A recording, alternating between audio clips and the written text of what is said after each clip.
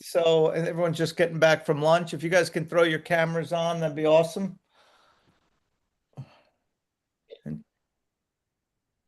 All right, I am sure that 99.9% of everyone on here has Netflix. So if you have no questions, I'm going to be shocked. Uh, Good to see you again, brother. Hey, Everyone, please welcome Gail Anders, a proud Marine veteran and leader who's built an impressive career both in service and in the private sector. Gail currently manages business continuity for Netflix's global operations, ensuring that one of the world's largest entertainment companies runs smoothly across every revenue stream and value chain. Beyond his work at Netflix, Gail is founder of, I hope I don't butcher this too much, Odysseus? Odysseus. Odysseus Career Coaching, where he helps veterans and federal employees navigate the often challenging transition into the private industry as we are all going through right now.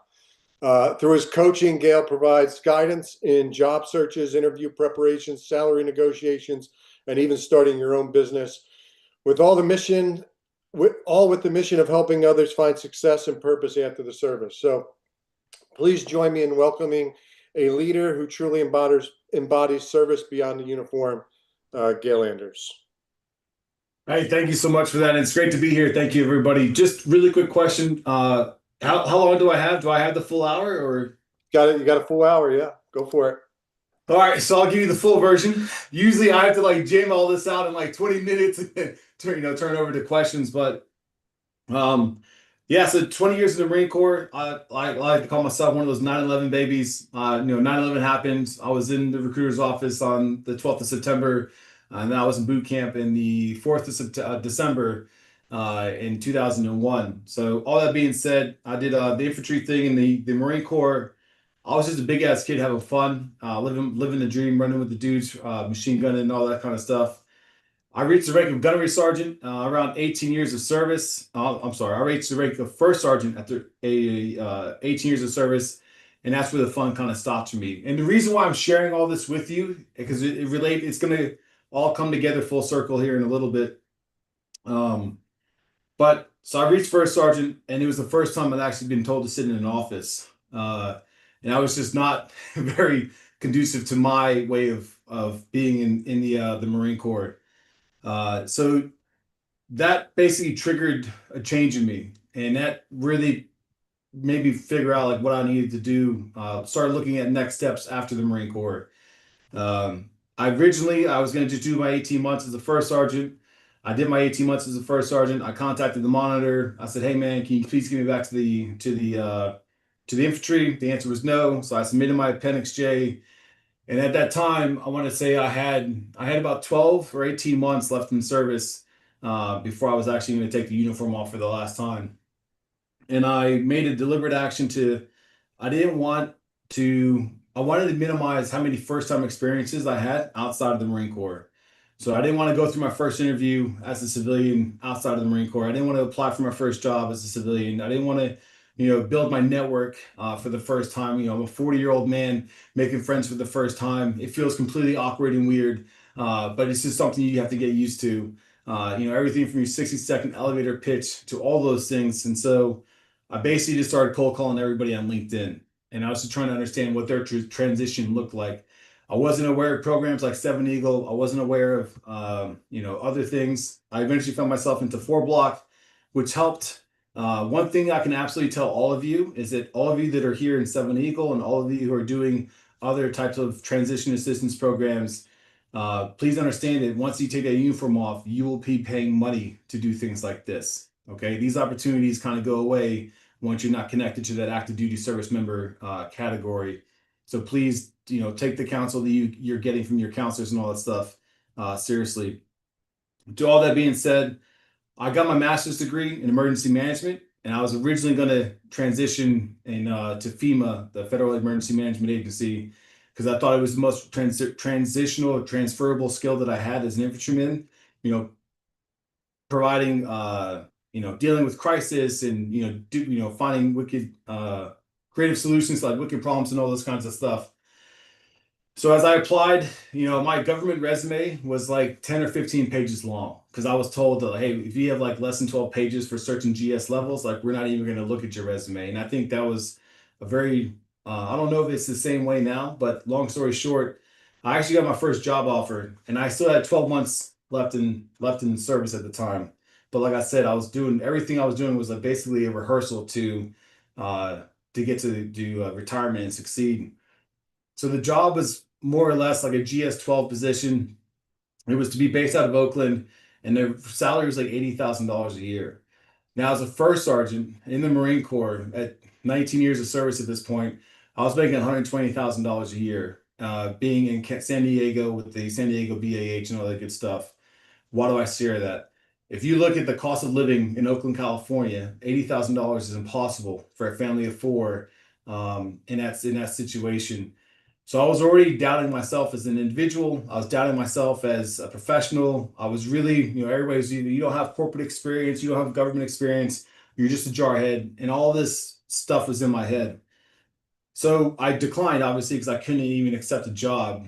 But I always think about, had I already been out, would I have said yes to that job and put my family through that hardship of living in Oakland, making that little a bit of money.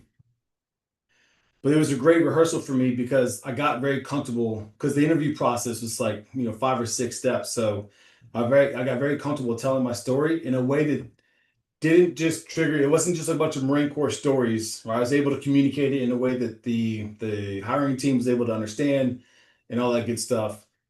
But I also realized that government work for me was not going to pay the salary that I needed because I didn't want to play the GS-12, GS-15 game.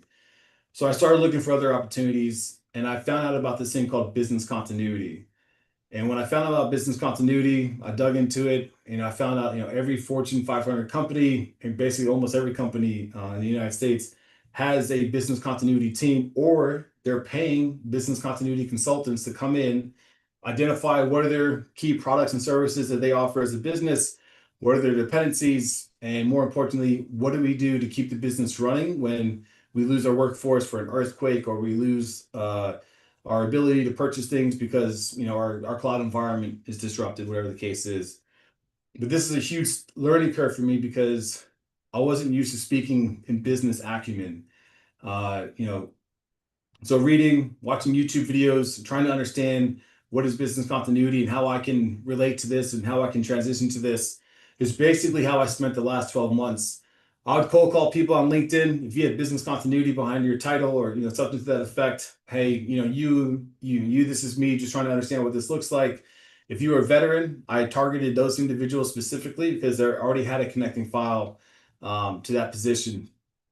So, and having those conversations, I learned very quickly that for me, working in the finance industry wasn't going to be the appropriate place for me to work. There was not going to be a lot of opportunity for me to be creative, to solve problems. It was very much like a checklist mentality. Like I kept hearing this joke about, most people run away when they see me in the hallway because they know the continuity dude's coming and blah blah blah. And that's not who I am. I eventually found out that entertainment companies and tech companies have business continuity, and they're not as regulated as financial services are. So there's a lot of room for creative control. More importantly, a lot of the programs here, like Netflix, has been in business for almost 28 years now. Their continuity program is only 3 years old. It basically was born from my ascension into this organization, really because of COVID. Some leader was like, "Hey, we need a continuity, we need a resilience program," and so I got brought on with the team, and that's basically what we did is we created this program. But all that being said, going through the certification process for business continuity, I was very challenging for me because there's like 100 different vendors out there that offer certifications as it relates to business continuity. And I had to figure out like, where do I spend the most of my time? I know many of you may be pursuing PMPs. I know many of you might be pursuing some type of security or IT related certification. And what I would caution all of you on is don't just chase the shiny star or the flashy object, so to speak. Make sure you're doing the due diligence to see, hey, who are the directors that are operating in the fields or the senior VPs that are operating in the areas of the business that I want to be in?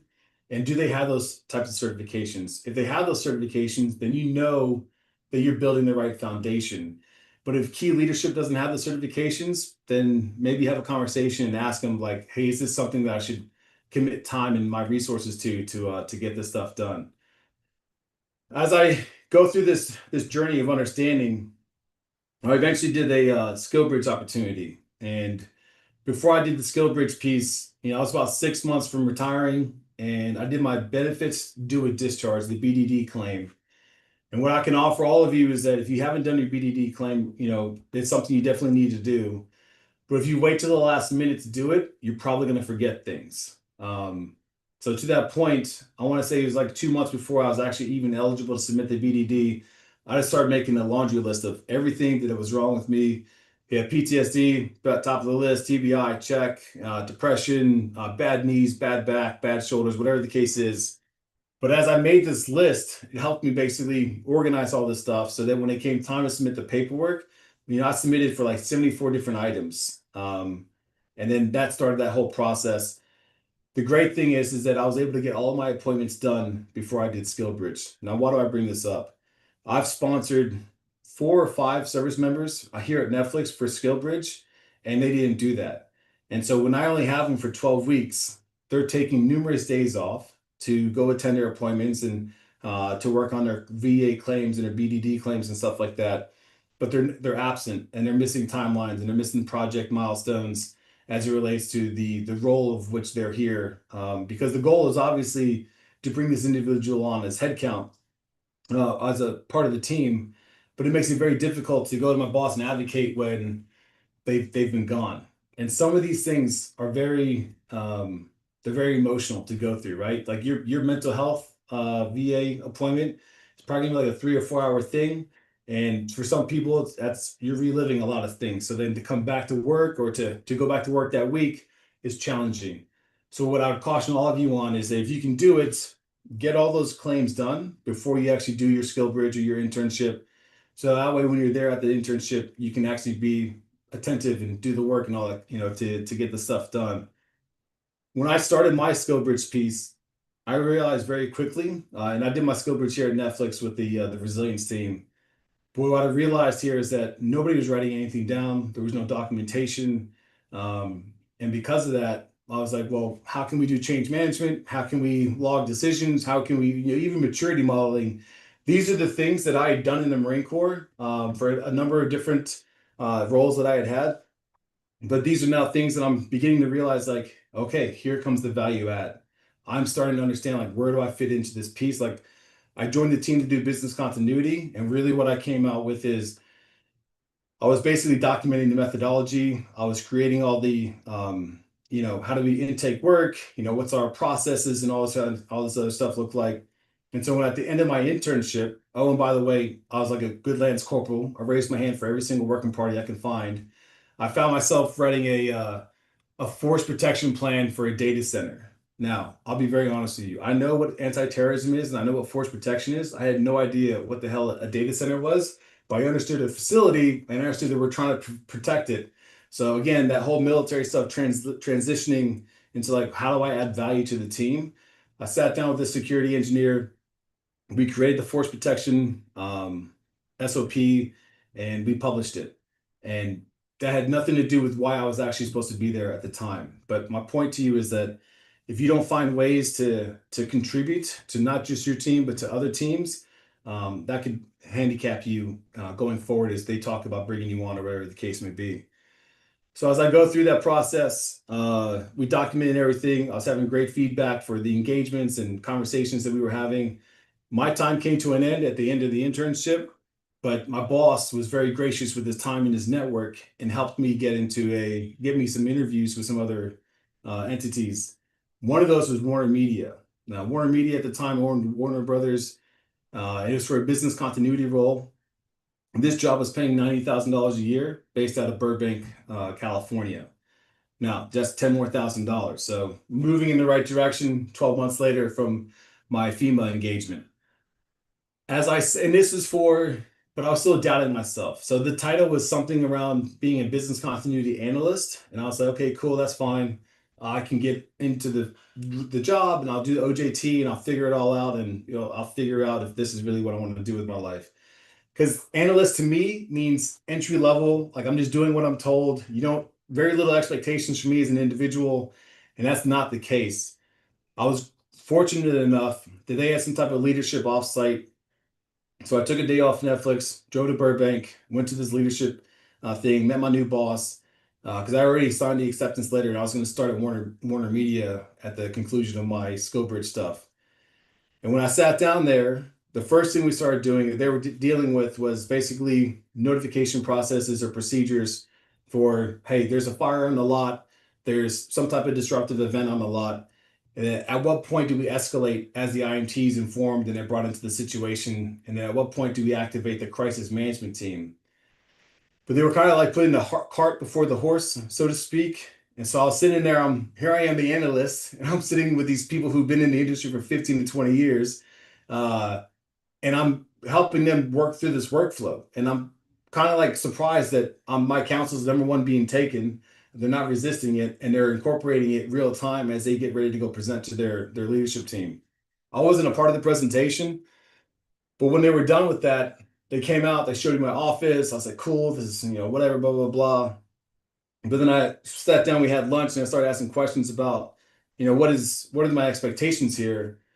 And at the time they said, hey, you're going to be managing CNN's continuity plans, Warner Brothers, Warner Media's, Discovery's about to acquire us. So you're probably going to have to be monitoring or, supporting their continuity requirements. Essentially, everything west of the Mississippi is going to be your area of responsibility. I was taken back initially because I was like, wait a minute, I'm just supposed to be an analyst. It sounds like you want me to like run the whole program, and that's a pretty big scope. And they're just like, yeah, well, we have great expectations, blah, blah, blah. And I said, that doesn't sound like $90,000 a year. That sounds like $250,000 a year. And they said, well, listen, the salary is the salary. You already signed your acceptance letter. So this is challenging, right? Because commitment, integrity, loyalty, these are all like big things that served me well in my Marine Corps career. But now I'm quitting, and it's not like quitting out like you're falling out of a hike or you couldn't do your 20 pull-ups or you couldn't finish the 10-mile run or whatever that case is. Now I'm like quitting on this team that I just met and had lunch with, right? So obviously, as you can see, like I build relationships very, very quickly with people that I spend time with. But long story short, I had like a 2-hour drive home. I got home and I basically just emailed the HR team that, hey, listen, I'm not proceeding with my employment with Warner Media, not for $90,000 a year, with the scope as I understand it being as big as it is. And that was it.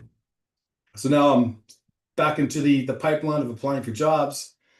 Remember, I told you I didn't want to be part of the finance industry.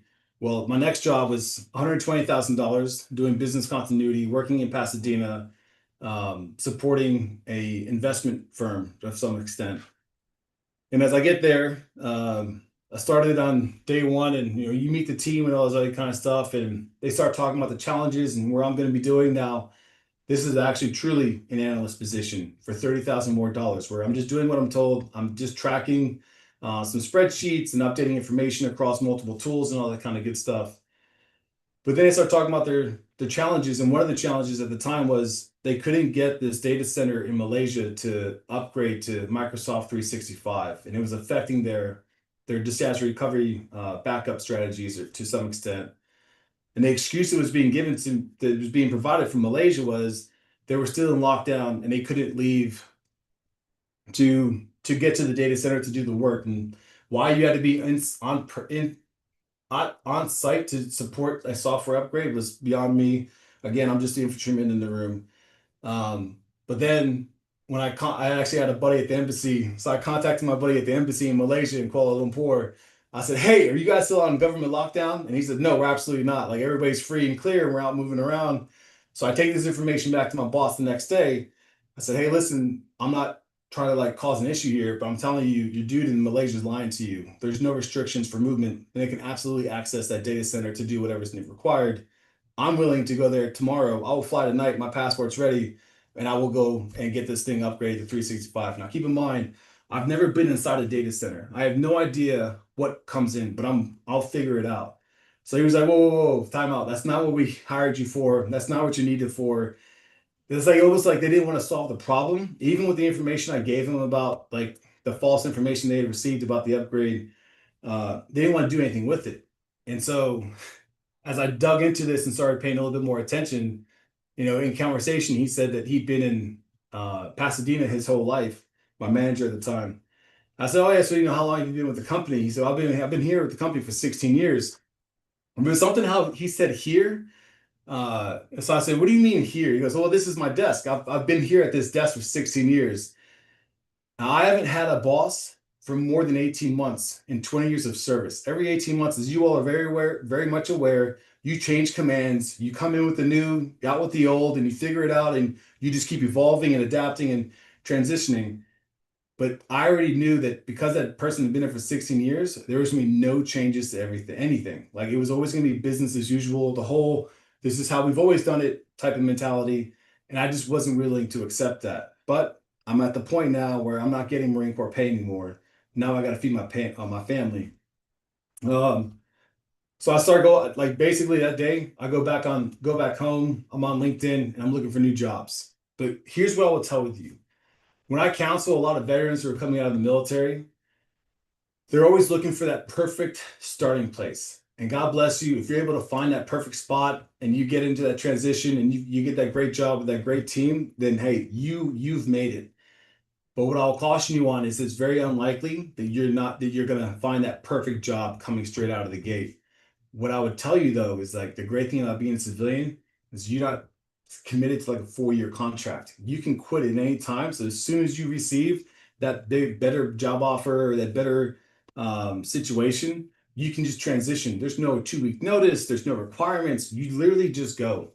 And I've seen it here time and time again with different teams across Netflix where these people, highly educated, highly experienced, they get in and Netflix is too loose for them and they basically just leave without any type of anything.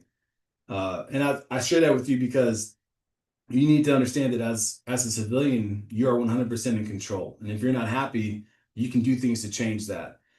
So all that being said, I knew that I was going to basically, for at least another year, be stuck in this financial position and just going to be hating my life.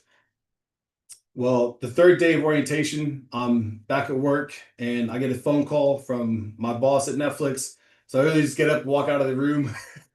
I pick up the phone and my boss at the time was like, or my previous boss was like, hey, what would it take for you to come back to Netflix? And I said, well, dude, like we're past goodwills and intentions right now. I need an offer letter. I need to feed my family. And I have to break 150.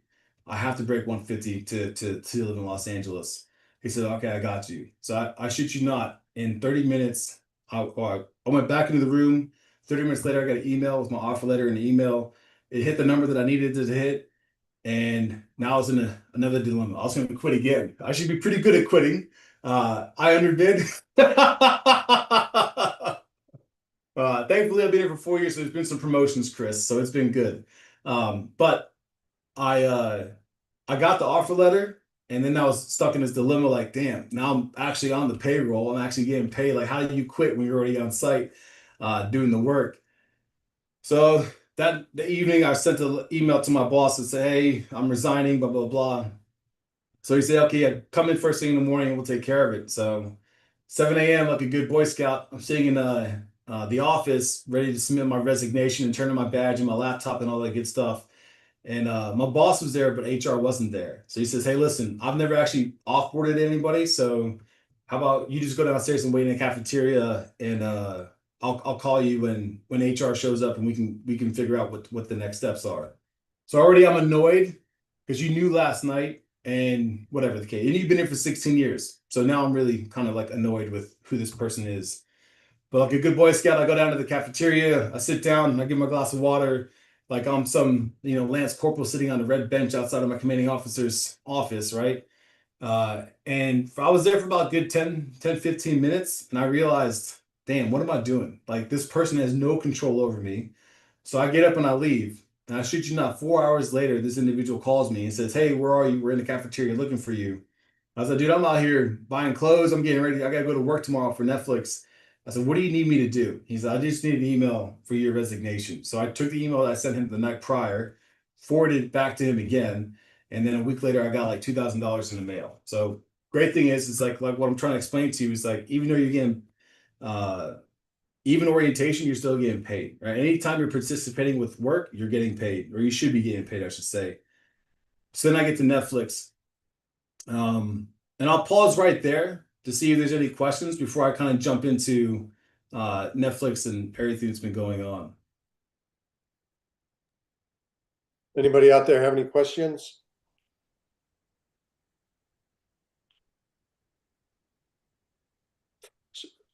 Oh, go ahead, Chris. Hey, Gail, thanks for coming on and telling us your story. Appreciate it. So that's first off, that's wild that Netflix didn't have a continuity of business plan until 3 years ago. They're still a startup then, is how they think of themselves, or Yeah, so when I first started, it was just DVDs and streaming video, streaming content, as you all are very much aware. But it was still very much the Wild West. And Netflix, there's this thing called the Netflix culture memo. You can Google it and you can read it. When it talks about freedom of responsibility, it is 100% the truest definition. There's very little things that I ask for permission for. So I travel a lot for work. Not once have I ever asked for permission to travel for work. If the business needs it and my services are required for this part of the business or the geographic area, I just go and I go support that team in their resilience or their continuity journey. So freedom of responsibility means you are free to do whatever you need to do in order to be successful, to make the business successful. But you're also responsible for all of your actions. And so to that point, if there was a disruptive event, and there's been disruptions in the past with Netflix, but those people just don't work here anymore because you're expected to know, right? We don't hire entry-level individuals. Very much the cadre of people coming into the workforce here at Netflix are about 10, 15, even 20 years in their professional journeys.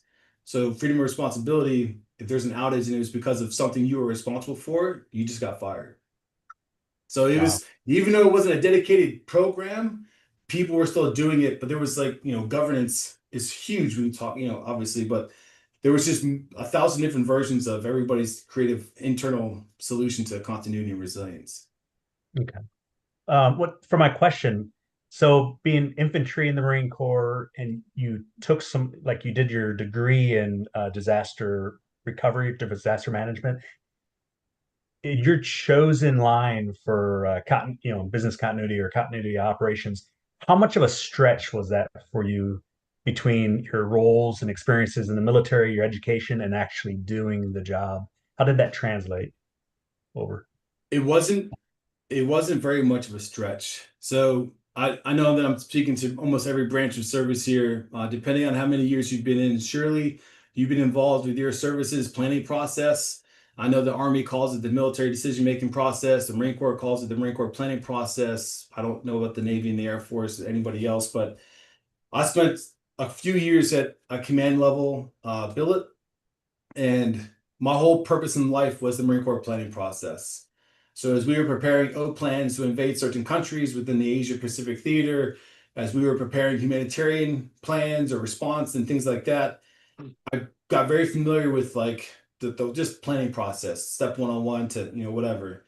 But when you come into business continuity, it's very much the same thing, right? Like I have a mission, I have something that I'm trying to achieve, and here's all of the supporting elements that allow me to achieve that one goal. Supporting element could be procurement and finance. Supporting element could be somebody in marketing. They're doing the branding and they're doing the socialization of this thing. Physical security is a supporting element. Information security, cybersecurity, those are supporting elements. So as I identify all of these supporting elements that allow us to achieve, whatever the company's goals are, to me, it wasn't that much of a translation or a transition because we're still talking about branches and sequels. So branch, it's like, okay, we had a plan, we had an original plan, we hit a wall. How are we going to deviate? We can't land on the beach. Is there another way we can get to the objective? Whatever the case is. Sequel, hey, we achieved success early. What is our follow-on actions to continue that success and to ensure that we have continued success and whatever the case may be? Continuity is very much the same thing. We stripped it down to where we don't really care if it's an earthquake, fire, or flood. What we care about is like, hey, you've lost a workforce. how does the business continue to operate? And so basically we do like succession planning, or even a transfer of control, passage of lines. For any of you who are infantry or deal with that kind of stuff, a passage of lines is literally how I wrote the transfer of control methodology for Netflix. Basically, the primary team is affected and cannot provide the capabilities. So we have a backup team who's outside of the affected region who can now take control of that. They go down the checklist and make sure that all the systems are good and they understand what workflows are, what status is for each one of those things. So Chris, it wasn't that big of a translation. It was just, I think the hardest part for me was understanding the business and understanding when do I speak is the bigger challenge for me. And what I mean by that is, for perfect example, I found something here that if it breaks, it would cost the business $8 million. And I was like, oh shit, hell yeah. So this is like the business use case for continuity. This is why they hired me. By implementing some controls, we can minimize this $8 million loss every 24 hours. When I presented it to some leadership teams, they're like, it's not even a material event. I didn't ask the question what a material event is to the audience, but I went back and I did some searching with some internal documents, and it's basically like upwards in the hundreds of millions of dollars as a material event. So how do I get to that level? And so now that becomes another one of those things that I have to learn. How do I communicate losses in the hundreds of millions of dollars?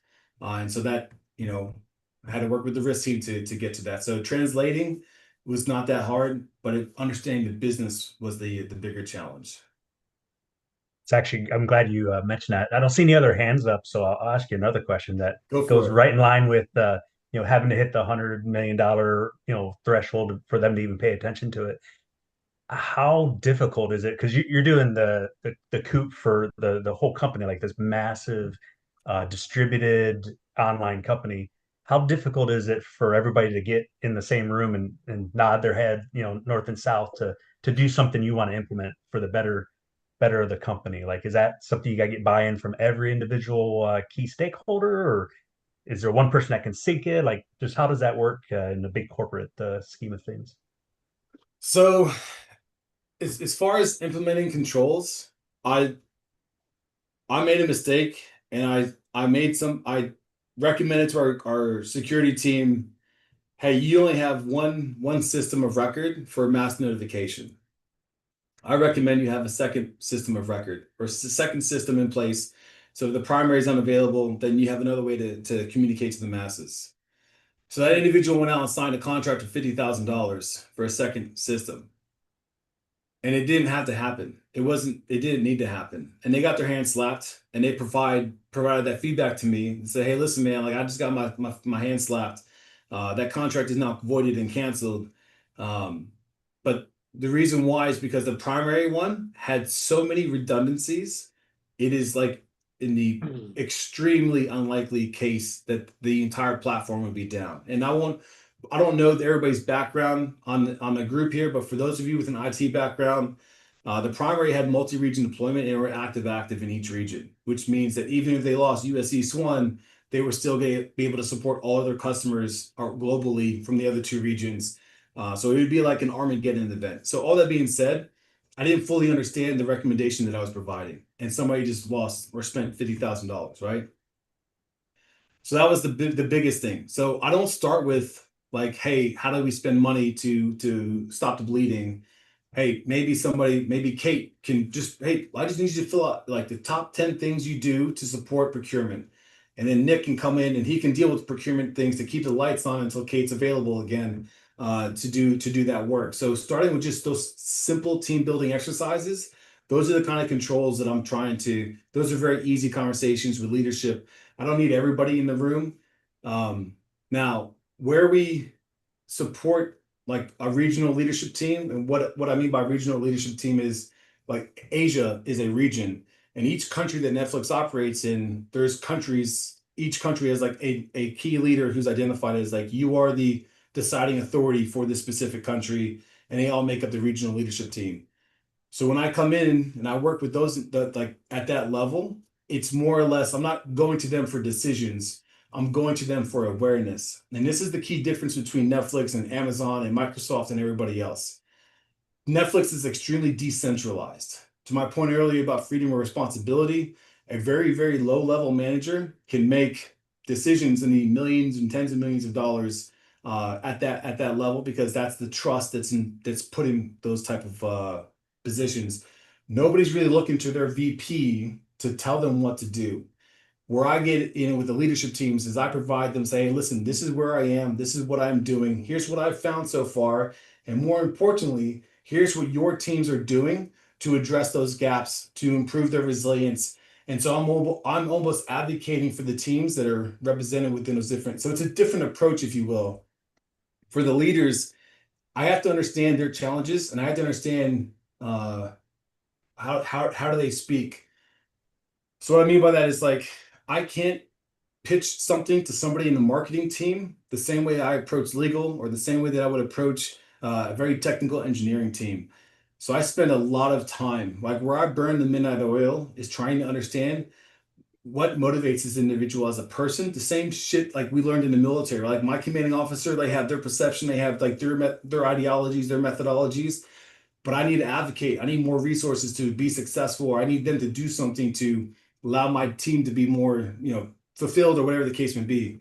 So I have to learn, like, how do I present something to that individual in a way that it's received and they understand that I'm here to help you. I'm not here to tell on you. So it's a lot of social engineering is not the right word, like social capital, right? And influence capital, that kind of stuff. That's where I spend the majority of the time. Anybody else? I got a question for you. Go for it. It seems like, as you tell your story, you took a lot of what you learned in the Corps and brought it over to the civilian side. I know a lot of people who have difficulty letting go in a negative way. So, like, how did you, like, what are some of the things that you did that kind of demilitarized yourself as you went into the civilian world? All right.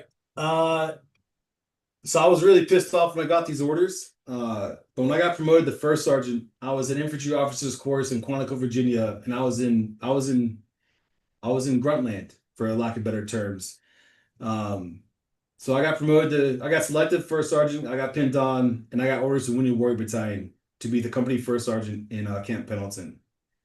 So I came into Wounded Warrior Battalion, and I came into it like any infantry first sergeant would, right? But I'm not dealing with the same type of population. And trust me, the answer is in the story here.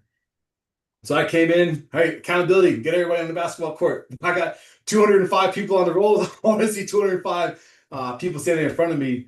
I had like 120 people standing in front of me. And I just clicked off safe. I was just like, this is absolutely not. We'll come back at 1800. We'll try this shit again. So one of my staff sergeants pulls me aside. Listen, what you have to understand is in the infantry, this works very, very well. But at Wounded Warrior Battalion, this was not working very well. So one of my staff sergeants pulled me aside and says, hey, first sergeant, check it out.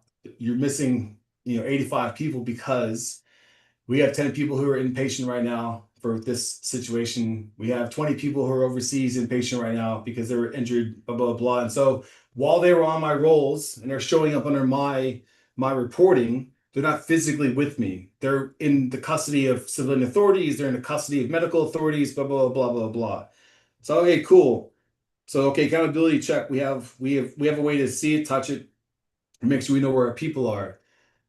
But even like simple things, like I was not First Sergeant Anders in Wounded Warrior Battalion. I had to be Gail Anders. And the reason why is because I had people who were bipolar, schizophrenic, multiple personality disorders. I had the gambit. I have sexual assault victims. I have all like, you think about the spectrum of like patients or like reasons why somebody would go to Wounded Warrior Battalion. I had cancer patients.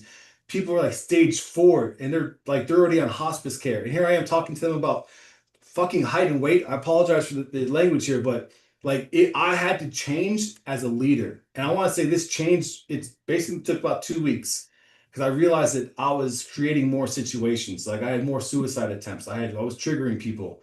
And so during my last 2 years, it was like this progression of emotional intelligence of how do I actually sit with somebody? How do I understand where they are? How can I be empathetic? And so this was a huge learning curve for me. I'm telling you right now, had I not gone to Wounded Warrior Battalion to be the first sergeant, I would have been fired from Netflix on probably like the second week at work because I see the same things happening here, the same the much younger workforce that we have now. But at least in this capacity, I can understand where that person's coming from.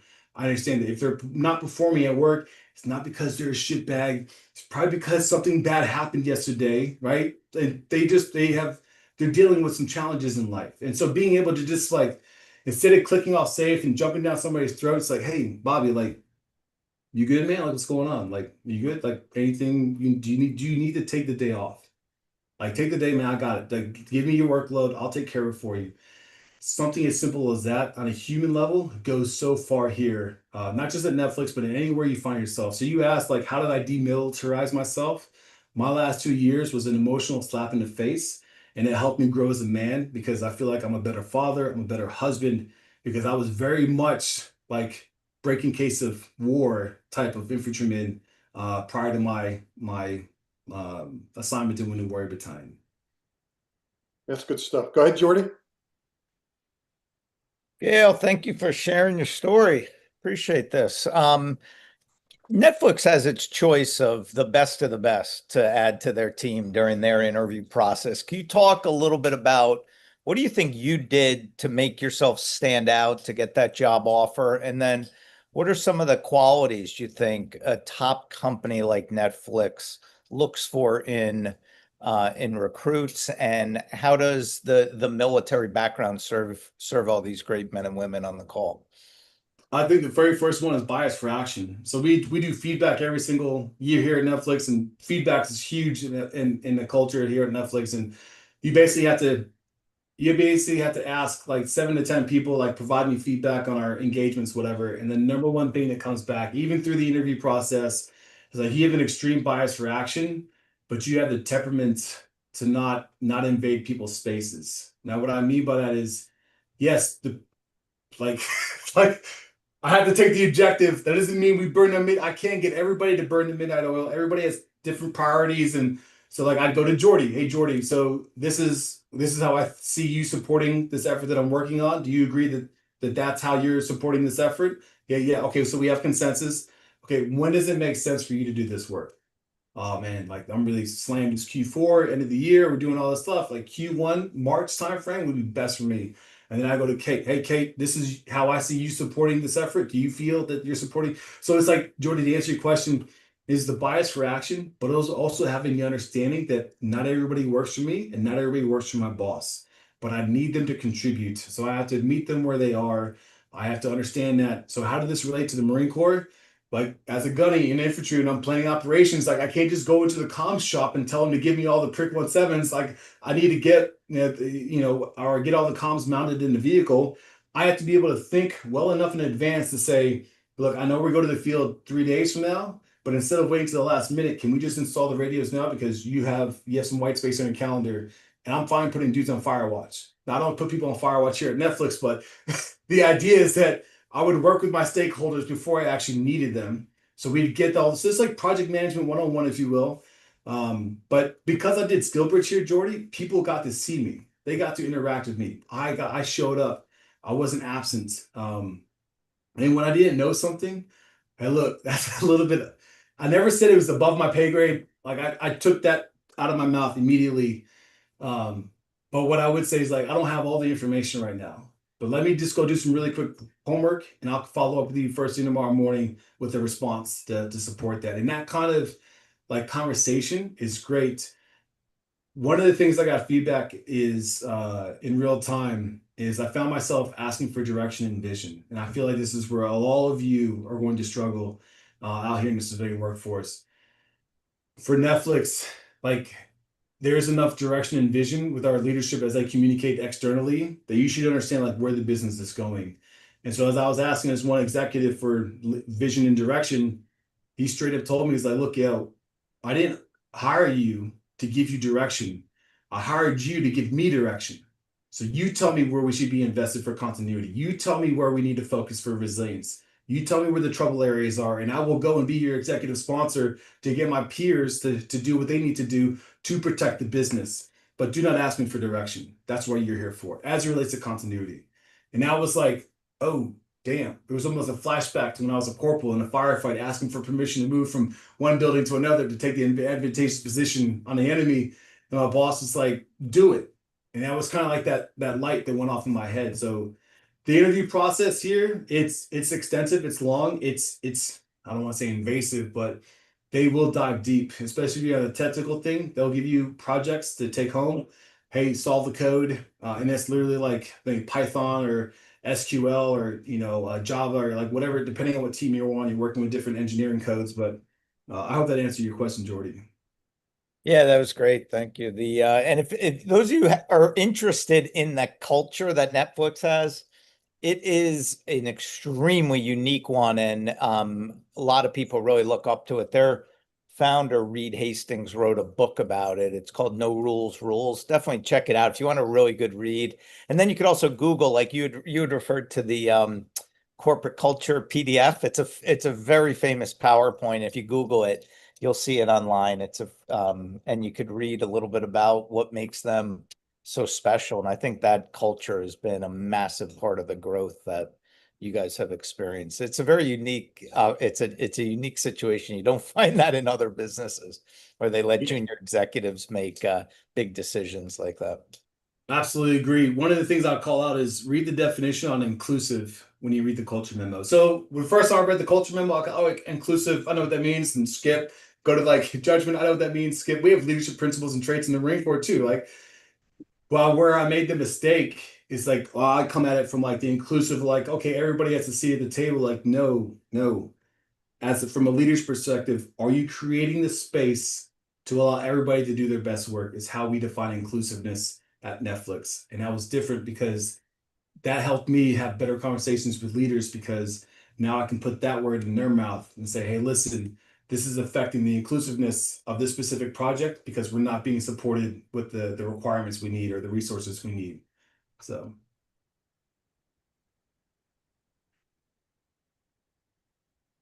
Any other questions? Hey, Gail, so what type of job opportunities does Netflix have? Like, what's the main, like, is it IT? Is it cyber? Is it like security? Like, what kind of opportunities does Netflix offer?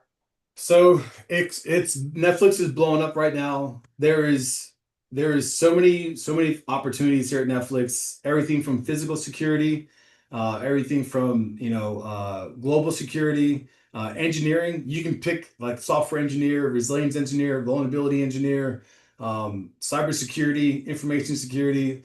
There's hundreds of job openings across everything because we're growing. We're in a growing phase right now because we're not just doing streaming. We're not just doing, we don't even do DVDs anymore, but now we're doing ads. Now we're doing Netflix House. So Netflix House is basically, it's like an immersive environment where you can go to a location and you can go get chased by a Demogorgon, or you can experience, putting your Bridgerton outfit on and having a ballroom gala or whatever.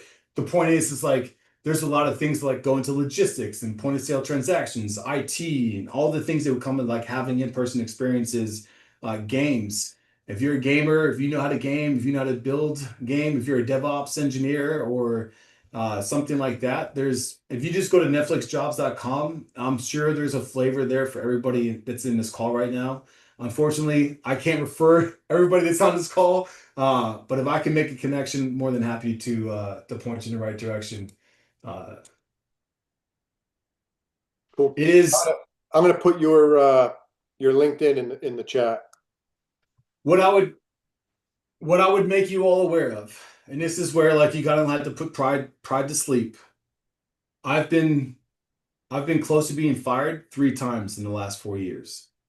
Not because I did bad work, not because I was horrible at what I did. I used to think that if people were getting laid off, it's because they suck. And that's just not the case. It's so going to be further from the truth, right? People will get laid off because the business makes a decision. And we just, like, I've seen entire departments go away. And then here's a brand new department on some other function or some other product line that we're supporting. It is scary because at any minute the rug could be pulled out from underneath you and you won't have any rhyme or reason. It won't be performance based. It's just because the business made a decision. And to be quite honest, consultants can do what I do here. right? Because that's just the nature of all the things that exist here within these type of large companies. There's a line of consultants that want to get there. I see that many people get stressed out, and this is where like the Netflix culture kind of erodes at people's ability to perform at their best. You know, the excessive turnover, it's hard to get things done, but there's still, you can't use the turnover as an excuse for your projects failing. You have to be able to think through that and understand, like, if I miss supporting effort number one, who's supporting, I'm using military terms right now, but who's supporting effort two? How can two take one's place, et cetera, et cetera. Uh, I would also say that most people can't handle the lack of direction from leadership, because that guidance that I got is true for everybody. So if you're the kind of individual that needs to be told what to do, that is basic level stuff, and you'll get found out very quickly, and you will be removed from the team just as quickly. So if you're thinking about Netflix, it's not something you just kind of like, oh yeah, I'm curious, I want to see how it goes. Like, there's a little bit of proactiveness and bias that you have to have for action. Cool. Any other questions out there? Go ahead, Chris. Hey Gail, it's Chris. So when we're talking about like being proactive, specifically like in regards, like I am like a SIGINer, like I'm sure you know what SIGIN is, like being in the Marine Corps and everything. Yep. So transferring that over to data analytics, wouldn't most of the drive of the projects like already kind of be there? They just need people to like work them. Not necessarily. So a lot of the data analytics that we're doing now is for new product lines like games, ads. Like I just learned, like I'm working on a huge ads project right now, and they have this thing called impressions. So if somebody clicks the ad, when did they click the ad? Did they click it when they saw it? Or did they click it within 5 seconds? Or did they click it between 5 and 23 seconds of the ad being, or the URL being displayed or whatever?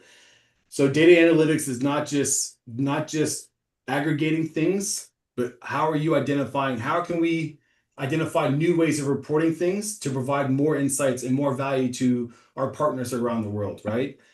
So it's to your point, Chris. It is not just showing up and just doing data analytics. No, we want you to create a new measurement mechanism, a new metric that we can now go to advertisers and say, hey, for this ad, we're going to charge you $50 for every 1,000 viewers. And the reason why is because we have this valuable insight that's created by this data insight team. And that's really, really where, yeah, you're not just going to show up and do what you're told. I can promise you that. You have to create something. You have to be innovating. And even for me, like my continuity stuff, I literally have one of my core components, my when I pitch to leaders is I'm going to help your team create the space for them to be more innovative, because in order to be innovative, you have to be available. And you can't be available if you're out, if your systems are out or your work is stopped because of, you're having disruptive events occur. So yeah, I hope that answers your question, Chris. Yes, it does. Thank you. Parting thoughts here. What I would encourage you all to do is that if you're being interviewed, they've already read your resume. So don't show up to the interview and regurgitate what's on your resume. I've seen people straight up not get the nod because they literally recited what they had in their resume, and everybody on the interview panel had already read the resume.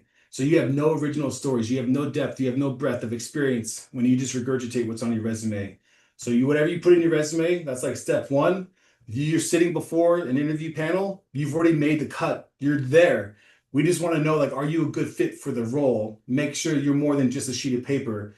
So make sure you're prepared to elaborate on what's on your resume or provide other experiences you may have had when in your previous roles or whatever the conversation, the case may be.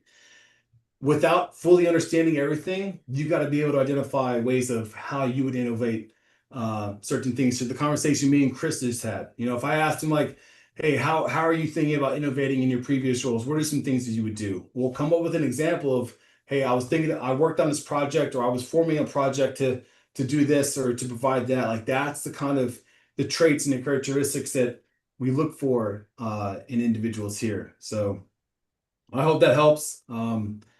Yeah, great to talk to all of you. Hey, Gail, I appreciate your time. Great stuff. I would encourage anybody who's even remotely interested in getting a job or career at Netflix, to reach out to Gail on LinkedIn. I put it in the chat. I'll put it in again. And I'll be in touch, brother. I appreciate it. Hey, no worries. Sorry, I know I went really personal, but I felt like those were my biggest challenges coming out of the military, with all those personal interactions that I was communicating to all of you. So hopefully it prevents some of you from going from those same experiences and having a better understanding of that transition for you all. No, that's great, because people need to hear stories like that, because I'm sure there's people in this chat right now that are, going through some similar stuff, and to hear that and then to see your success after, that's just great stuff. So very much appreciated. And like I said, I'll be in touch, brother. Awesome. Take care, everybody.